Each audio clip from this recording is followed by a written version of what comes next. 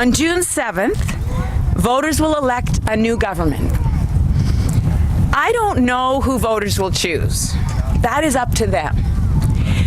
But I'm pretty sure that it won't be me. After Thursday, I will no longer be Ontario's premier. And I am okay with that. An emotional announcement from the Premier of Ontario. I'm Brandon Rowe, North York, and while Wynne may be down, she's hoping voters won't count the Liberals out and stop a majority government. I think you can tell I'm emotional. It's hard.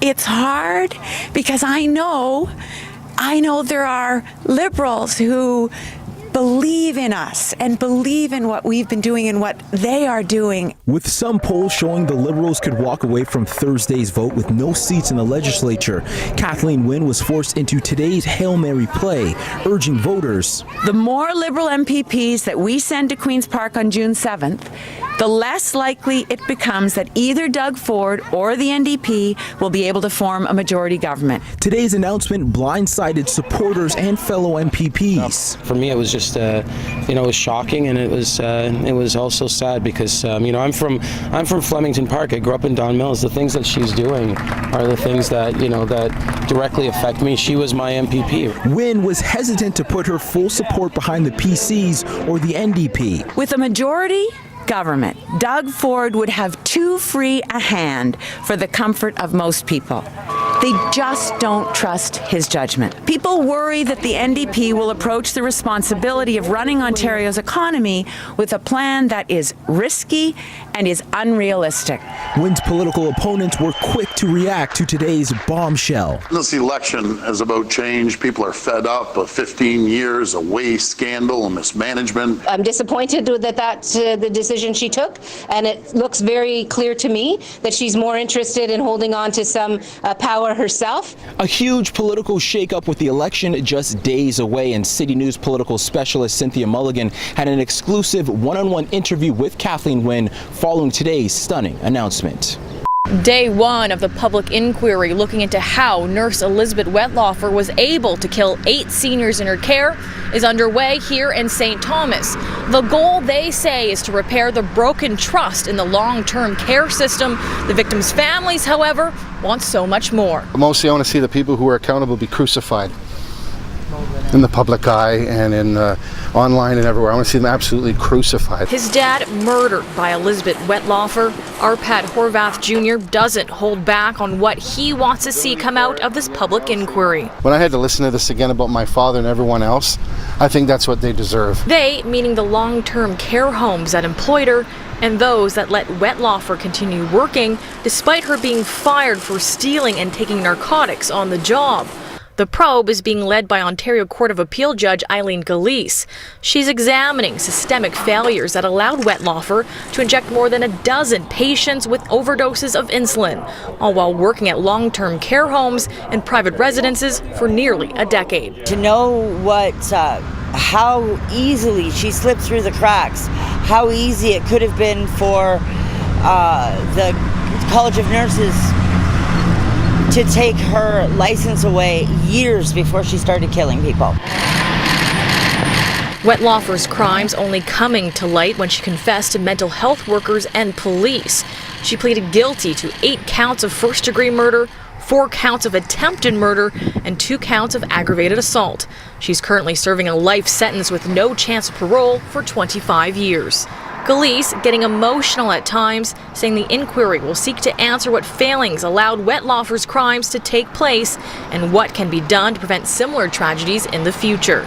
Saying, quote, "We can begin to heal the moment we begin to feel heard," she said in tears during her opening statement. In many ways, that is what our inquiry is about, healing our broken trust in a long-term care home system. Where do you think the system broke down in this instance? Well, there's no easy answer.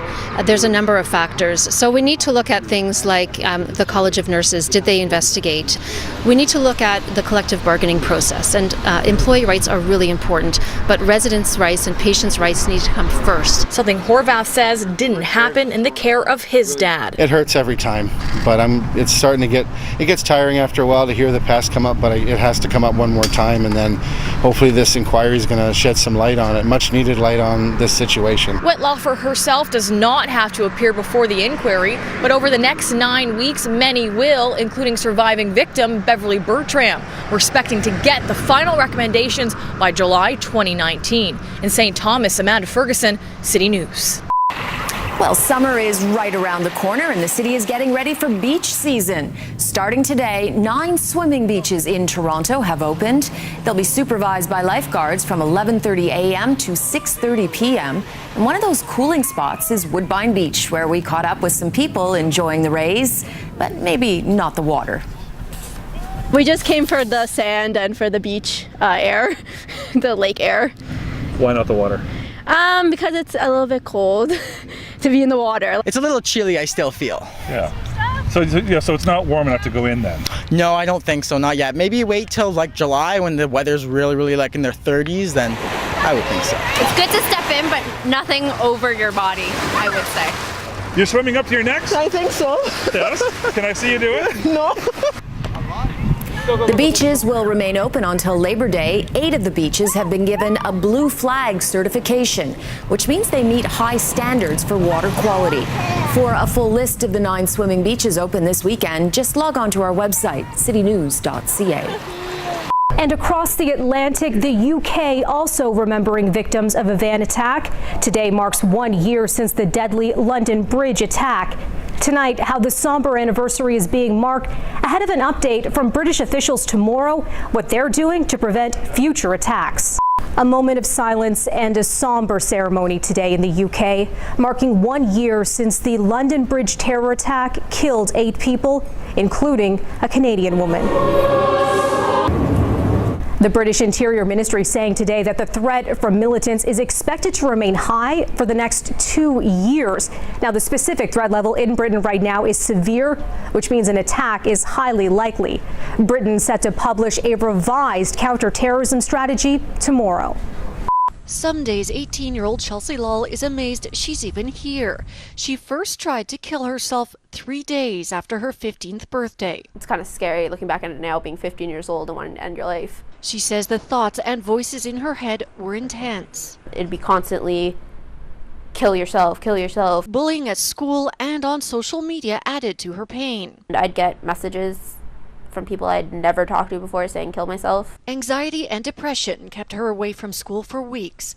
And when she went back, instead of help, there was more bullying. One student stands out. He made a comment saying, I don't get why you go to bed anyway. And it just kind of broke me. Chelsea has lost count of the number of suicide attempts, but she knows it's definitely more than 6 times. So this was the unit? Yeah, it was. That you stayed in. By the time Chelsea checked into Ontario Shores Centre for Mental Health, she'd been labelled over and over. One doctor said psychosis, another she was schizophrenic, another said bipolar. Here they told her put all of that aside. They would address the anxiety causing her symptoms. The psychologist who helped Chelsea through her recovery says it's important for adults to open up the lines of communication before kids hit the crisis point so they know they already have someone they can talk to. And Dr. Nadia Deluso says hard topics like self-harm should be part of the discussion. There's a myth that if we talk about it, if we say scary words like suicide, we're going to plant the idea, and that's a big myth. She says Chelsea is a shining example of what can be accomplished. I sometimes feel like Chelsea and I were in the trenches together, if that makes sense. And it's amazing to see how far she's come. Everything's just amazing. I have an amazing boyfriend. Everything's going my way, which finally I have control of my life and my mental illness doesn't. Give us a little more push. We're almost done. Expectant mom Noelle is in the middle of labor. All looks well till this. Okay, baby's tight, guys. Shoulder dystocia. Somebody call for help. The baby is in trouble. Start compression? Yeah, start compressions. Noelle and her baby Hal aren't real. They are birthing simulators designed to help train staff on the labor and delivery process. Noelle creates a real-life situation and simulates an actual birthing experience so that teams can practice and work with how they would work in a real-life situation to deliver a natural delivery, but also if there's complications. And Noelle is very realistic. She blinks, she breathes, and she talks. So does the baby. The baby held doll that we have can simulate anything. It breathes, it cries, it grunts, it turns blue if it's not receiving enough oxygen. It does all the things that we can program it to do. 51% of babies born in Hamilton, Ontario, that's 3,600 a year, are born here at St. Joseph's Healthcare, making it the busiest birthing center in the area. So statistically speaking, approximately 10% of all live births those babies need some assistance to breathe. And it's only 1% of our deliveries that really need more extensive resuscitations. Good, we have a good heart rate. What makes our situation a little bit more unique is that we have a wireless system where it's the high fidelity dolls and the communicating computers, and the fact that we can bring her anywhere throughout the hospital. Back to mommy. Okay, we can skin to skin. Despite the bumpy birth, all is well. Baby nice and warm.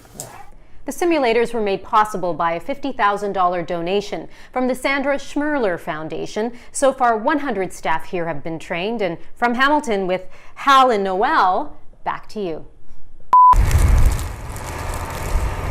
When the snow flies, the difference between inconvenience and potentially deadly depends how quickly snowplows and salters clear the road. So far this winter, there have been complaints along the 400 series highways, including that on and off ramps have not been cleared. Opposition MPPs from Northern Ontario say people in the GTA are just learning what residents in their ridings already know. There's no reason that highways 2.5 days after it snowed be in this kind of condition.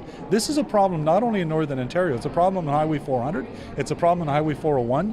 Our Highway 11 North looks like the ice highway into Attawapiskat. Ontario's Minister of Transportation offers this as part of the reason.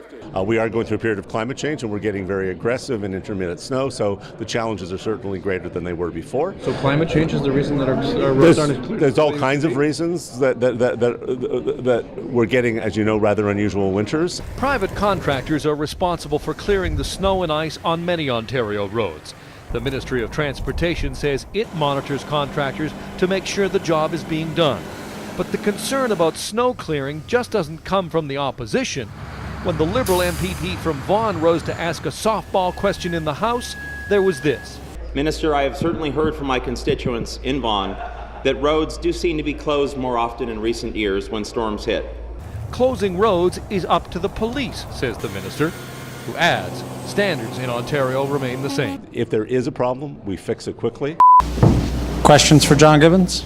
Gibby, given how Josh delivered earlier in the game, that's a pretty good situation to be in the ninth inning with him at the plate and 2 on, isn't it? Well, yeah. I mean, when you look at this year, if there's a guy you want up there, it's got to be him. But I think he spoiled everybody around here because he's come through so many times. And can you say enough about the team though behind you? How they battled back, put themselves in a position. I saw you kind of on the rail watching at the end there. I mean, we never give up. It doesn't matter how many we're down or what inning it is. These guys always, we always feel like we have a chance to win. Josh, does it get a little bit disconcerting when they're yelling MVP, MVP when you hit the bat? You're trying to concentrate. It doesn't throw you off at all? No, I've dealt with it for a couple of years, but at the same time, it's exciting. What do you think of how your bench came together? They're coming. I mean, it's not there yet, Eric. The rhythm is not there yet. Guys are still trying to find their way. There's going to be nights that Lou Williams is going to be huge. There's going to be nights James Johnson's going to be huge.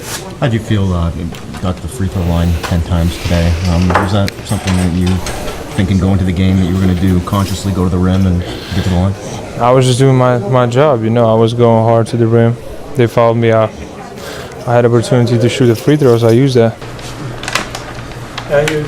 What'd you see in Bernier tonight?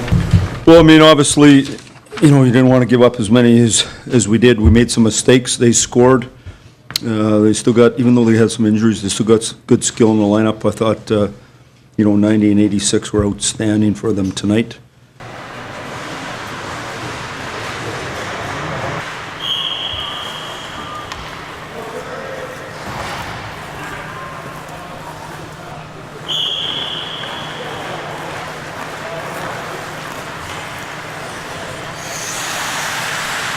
As far as I'm concerned, I'm coming in here to challenge for that number one. I mean, that's how it is every year, whether you're solidified or whether there's an opening or not. I skated coming up to this, but I've done it every year now. I do the same kind of routine and get ready to go. Councillors, you know what? Councillors spoke today. The taxpayers of this great city will speak on October 27th.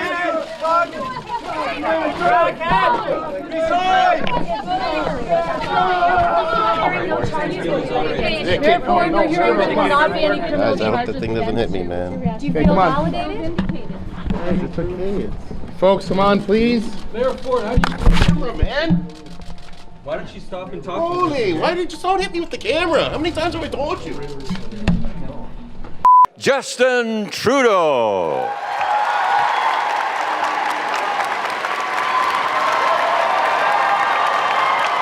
It's great to be back in Hamilton. As Philomena mentioned, I am now here at the very beginning of the winter session. And you say that you're concerned and you have the best interests of Canadian security at heart. You can't even run half-decent security for this event here. How are you going to make sure we're all safe? I did spend part of a year as a bouncer, but that makes me in no way any sort of expert on security. I'll tell everyone that right now. Sorry. There's... Okay. I'm sorry I didn't take your question, but I'm asking this question right here in a white t-shirt. Okay, you know what? Hang on. Excuse me. I will respond to your question. I believe it was about Omar Khader. Sorry. If you will not... Are you done? Thank you. Okay. No.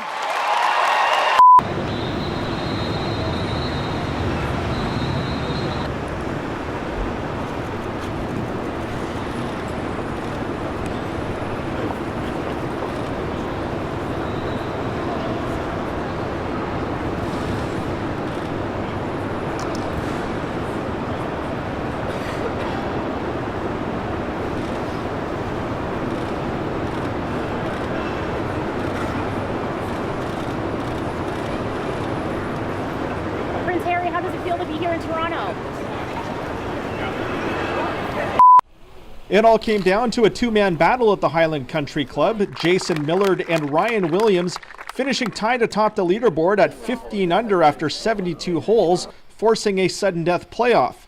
The defending champion Williams just missing the par putt on the second extra hole, giving Millard the dramatic victory. I had no expectations, or I just kind of went out there and kind of free-wheeled it, and unfortunately came out on top. Unfortunately got in the bunker and the ball was sitting down a bit and was, kind of a tough shot, but, credit to Jason, he played great. Not only did Millard win the tournament, but the victory also vaulted him into 5th spot on the Mackenzie Tour PGA Tour Canada money list, with the top 5 earning exempt status next year on the Web.com Tour. All the college, high school, with my parents, supporting me, and I can't even put it into words right now.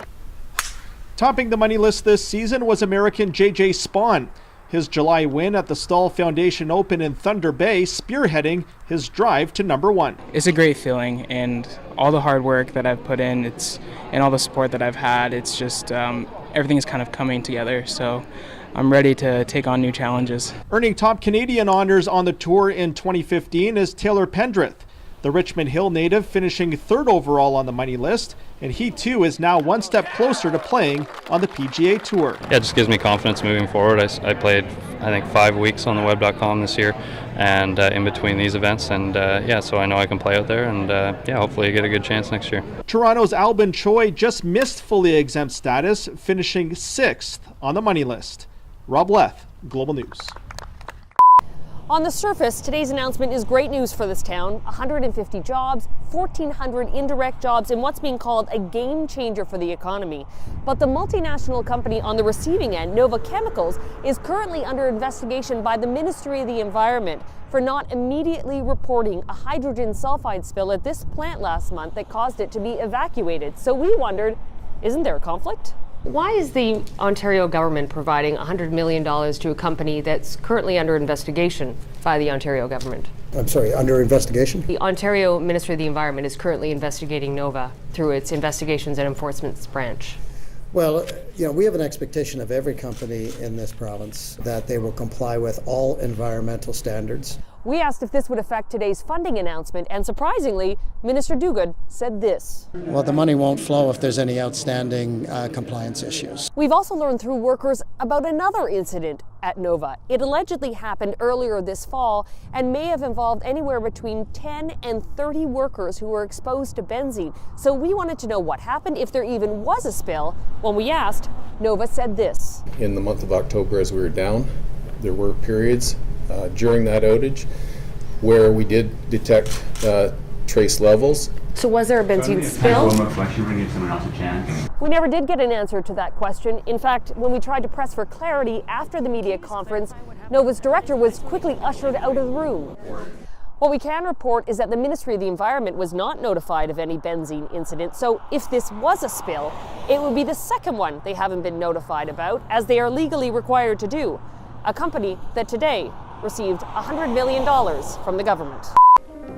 Last week there was a commercial on the television for Remembrance Day, and I was watching it, and partway through I saw a portion of women in the Army marching, and I noticed that it looked a lot like my grandmother. Well, my first thought was, I guess that's Mom. Pictures of my mother from so long ago were brought back and coincidentally come to our attention.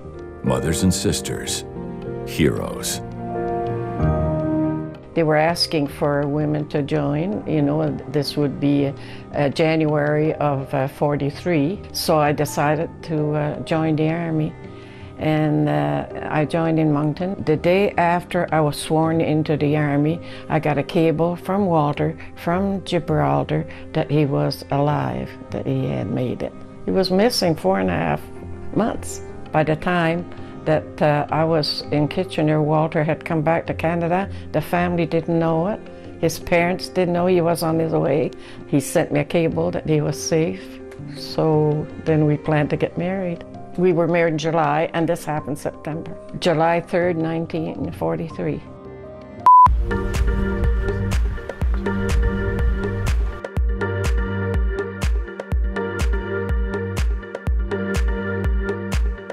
This revival of antique rugs. LT specifically has, in my opinion, the best assortment of them. They've hired the best pickers in the world. The term antique applies to something that would be 80 years or older. I think what makes them trendy again right now isn't just using an antique rug in a very traditional home. It's using an antique rug in a very modern home. Here, I think some of the patterns feel really fresh, and they're very, very unique. Layering rugs is a big one for this year, and I love how much we're really seeing it right now. It's also a great way if you want to invest in a smaller piece, a more affordable piece, and then layer it on top of something that's neutral, that's maybe a little bit less expensive. This is my favorite trend. It's a pretty good one. I think oversized lighting, people are scared to go big, and I don't know why. And I'm hoping in 2018 they kind of lose that fear. And like, go big or go home. Go big or go home. Go big or go home. More is more. More is more, especially with lighting. It's off your floor. Your children cannot ruin it. It is like the best way to add drama to a space. So this isn't real marble? This is not real marble. And we've been using faux marble, pretty much porcelain or quartz, in kitchens and bathrooms for the last couple of years. It's really on the rise, and I'm so excited that it's starting to be made into furniture pieces. And this gives you the exact same look, but you cannot ruin it. People love to know what the big color trend is for 2018. Hottest color trend for 2018 is jewel tones. I love the navies, I love these maroons, this sort of like huntery, tealy green. They're amazing, and they can go with pretty much any decor that you already have in your house. And who would have thought mixing them all up would look this good? Me. Okay.